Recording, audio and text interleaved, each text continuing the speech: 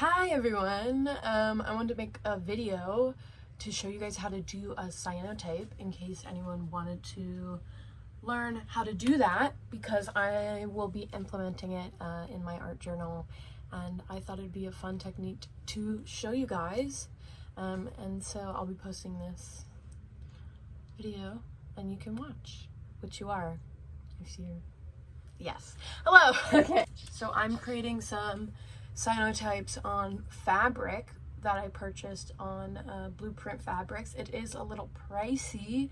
I spent around $40 on a lot of fabric with some scholarship money, so that's why I bought it. But there are some cheaper packs, and they have testing sheets that are really cheap, like $7 that you can get, so you can make some cool moments. And so what I'm doing is I'm going to be using the cyanotype paper to print out some photos that I've taken.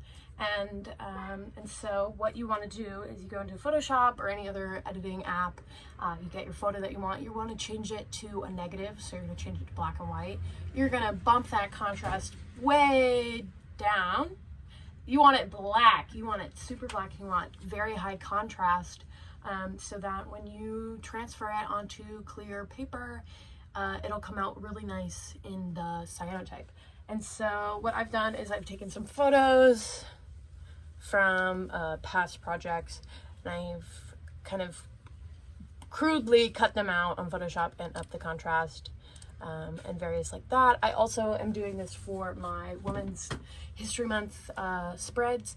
So I have two photos of the woman I've chosen, which is Faith Ringgold, because you know me, I love a good quilt, and I just love her work and how it has really changed the art world with its inclusivity and opening the eyes of the general public. And I've also chosen Sappho because y'all know me, I'm gay. And yeah, so you want a high contrast so that you have a good background for your paper to develop. And then you're gonna get this fun clear sheets. If anyone grew up the time I did, you have the old overhead projectors, these guys, and your teachers would like write on the clear paper. That's basically what this is. Don't do what I did. I got it at Office Depot. It was $40. But it came with like 50 sheets, and I've used way more than I probably should, but I'm sure you can find this really cheap on Amazon. It doesn't even have to be this brand. Any kind of clear paper that you can print on. It works both on inkjet and on laser printers, which is really great. The thing you have to remember is that there are two sides to it, and if anyone wants some of this paper, I can gladly bring it into class. So there's two sides. You can't really tell on the video, but there's a smooth side and then there's a little coarser side. And so you want the ink to get on the coarse side, because if it's on the smooth side, the ink will just come off. And so you want to make sure that you're putting it right on your printer, and you know which way the photo will come out and the paper will come out on your printer. So yeah, that's the fun thing. And so I'm just gonna print this stuff and then show you what it looks like. Okay, so I've printed out my first one, and as you can see, very nice. Okay, and so I forgot to mention this when we were talking about the photos, but when you edit your photo, make sure you save it as a PNG for when you print it, because if it is a JPEG and it has that white background, that white background will print. You typically don't see this when you print pictures just off of regular copy paper, because copy paper is white. But if it is a clear paper like this, that white will transfer. Also, another tip, a lot of the times printers have sensors in there to tell when paper's in there, and since this is clear, it won't sense that it's there. So you just have to put some white paper under the plastic so it can kind of take it in. Okay, anyways, so this is the thing, and so the fun part about cyanotypes is that anything that isn't covered will develop in the sun. So all the black parts will stay this rich like white color, and then the rest will be a blue or a yellow depending on how much chemical is in there. I haven't used the fabric that I bought yet, so I'm really excited to show you guys what it looks like. And yeah, and so I'm planning on using these photos on the fabric, and I'm gonna cut up the images with the fabric, and then I'm gonna make a crazy quilt out of them for the cover of my my books that we're doing. Cool. So I'm gonna print some more, and then we'll get into the process. We have another photo of me. We have Sapo, and we have Faith Ringgold. Awesome, very excited. All right, we're gonna move into a new space, and I'll show you what to do. So when you're working with blueprint cyanotype paper, you will be getting a bag like this. This is the details of what is in here, but it is a photosensitive bag because it is photosensitive paper. You are technically working with negatives, and so you don't want to expose them prematurely. And so what you're gonna need is a frame so that you can hold down your paper and your fabric or your cyanotype paper, which it can also be on paper. You're gonna hold it down so that when you put it outside to develop, it's not going to fly away and ruin your print. Okay, and so we're in a bit of a darker room. It's still pretty light, but this is the only space I have that is dark enough. But you want to be in as dark as a space as possible when you're setting up your space so that your prints, again, don't develop prematurely. And so I think we're going to start with Faith. And so what you're going to do is it doesn't matter which side because it's the same, but you want to have it the way that you want it on the page. And so you're going to set down your print first, and you're going to take one of your cyanotypes. So we're going to look in here. I haven't looked in here yet. We're going to pick something. Okay. It is very big fabric, but I believe it also came with some test strips, so you might do one of those. These are 10 by 10 squares. They are pretty large, and there are, hold on, I'm gonna close this bag. So it is 10 pieces of 12-inch squares, a lot bigger than I thought. 10 pieces plus one. They gave me an extra one. Cotton squares plus a test strip. Ooh, let's find that test strip. I don't really open the bag completely, and I don't look in the bag because I don't want to develop anything. Okay, here is the test. Okay, here's what it looks like. Ooh, fun. So that is a little small for that one, but it will work for, it should work for this one. So let's try that. I lied, it's too small. That's my test strip. Oh, it'll work perfectly for this one. Okay, so we're gonna set that down. Will it? Yeah, that'll be fine. Okay. Oh. Ooh, I'm actually gonna cut this strip in half because then I won't waste stuff. Okay, but you gotta work quick. Using this stuff always makes me so anxious because I'm like, oh god, I'm gonna develop it before it's ready. Stuff it back in the bag. Close the bag.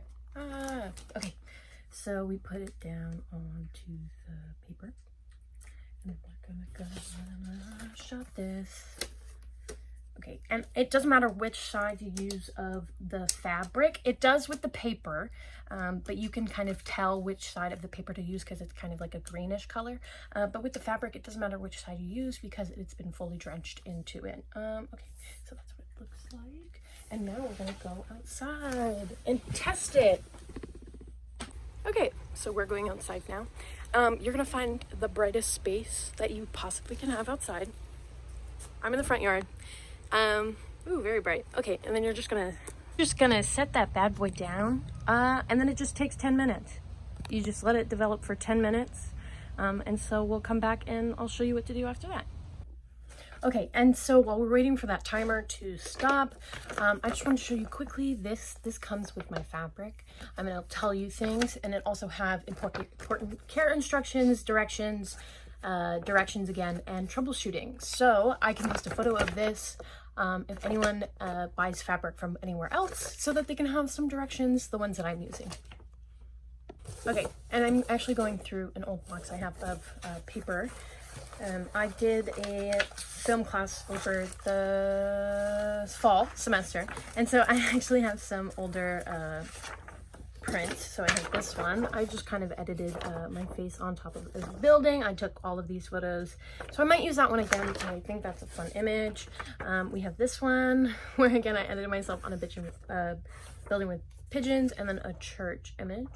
And if anyone wants to use my images, I'd be gladly to share. I would just suggest that you kind of credit me, because that would be nice. You can also, with the fun thing with Blueprint on Fabric, you can also use leaves and foliage, which is fun. Or what I like to do is you can actually cut out shapes. So my first ever one I did it on fabric, and I made a little bookmark that has this little ghost on it. And so it's a very fun process that you can use. I actually have some paper left from that time, which I should probably use soon, because they say that you can only use it up to 3 months for best process. I have like 3 sheets of paper left, and I have a small piece of paper left. So I might use that too. I don't know yet. I'll probably keep this because that's the only paper I have, and I want to use fabric for this one. But I can show you. Let me find some of the old ones I did. Okay, so you can actually see some behind me. So those, the ghosts, and then that image, this one, are actually on the wall. And then those are on fabric. This is on paper. So you can see the church and the photo with the pigeons. And then I added some strings, some flowers, and a stencil I actually got at Jerry's. So we can kind of, you can kind of implement some of the things we've learned in the semester, like stencil usage and various other things. So it's a very fun process. Yeah. Okay, so it is developed. It's past 10 minutes. And so now all you have to do is wash it out. And some people wash it with hydrogen peroxide, but I found that if you want that deep blue color, it's better to not do that. And also so you can kind of see it already, so we're just gonna wash it. For the cyanotype, you just want to wash it until the water runs clear. Now, if you are using paper, I do suggest you create a sort of water bath that has hydrogen peroxide in it, as unlike the fabric, the blue will only come out on the paper if you add that hydrogen peroxide. Okay, so let's look at our finished print. It is still wet, but that's okay. It's a lot lighter than I had wished it to be. You can still see it, which is pretty cool. But I have to up my contrast way up. As you can see, this pure white part was actually the fabric folded over, so it didn't get exposure at all. And so that's what we want it to look like. We want it to be that pure white. But I think it did. I think it looks really cool. We'll let it dry, and then I'll show you a finished product, what it looks like. Yeah. My face on fabric. Cool. So that's pretty much it. I'll show you, that's what it looks like from the back. I'll do my other prints and show you what they look like. Let's hope they come out a bit better. Here are the finished cyanotypes I made on fabric. As you can see, the really white parts are those that were covered the most. And unfortunately, the ones I did on paper did not come out, as that paper had expired. But yeah, please let me know if you have any questions. I'd love to help or teach you guys anything else you'd want to know. Have a great day.